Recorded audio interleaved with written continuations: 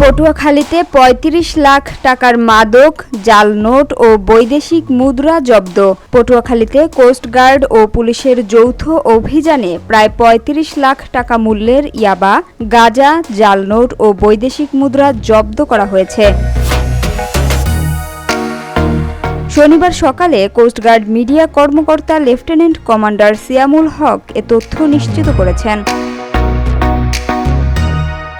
তিনি জানান, গোপন সংবাদের ভিত্তিতে শুক্রবার ভোর ৪টার দিকে কোস্টগার্ড স্টেশন পটুয়াখালী ও সদর থানা পুলিশের একটি দল পায়রাকুঞ্জ ফেরিঘাট এলাকায় যৌথ অভিযান চালায়। অভিযানে ৭,০১৫ পিস ইয়াবা, ৩৯৬ গ্রাম গাঁজা, নগদ ৭৪,৪২০ টাকা, ২৫,৬০০ টাকার জাল নোট, ৯৫,৩০০ টাকার বৈদেশিক মুদ্রা, ৯টি মোবাইল ফোন, একটি সিম কার্ড এবং মাদক পরিবহনে ব্যবহৃত একটি মোটরসাইকেল জব্দ করা হয়। তবে অভিযানের সময় মাদক পাচারকারীরা আইনশৃঙ্খলা বাহিনীর উপস্থিতি টের পেয়ে পালিয়ে যাওয়ায় কাউকে আটক করা সম্ভব হয়নি।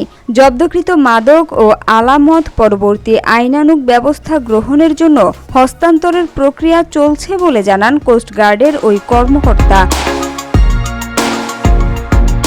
তিনি আরও বলেন, মাদক পাচার রোধে বাংলাদেশ কোস্টগার্ডের অভিযান অব্যাহত থাকবে।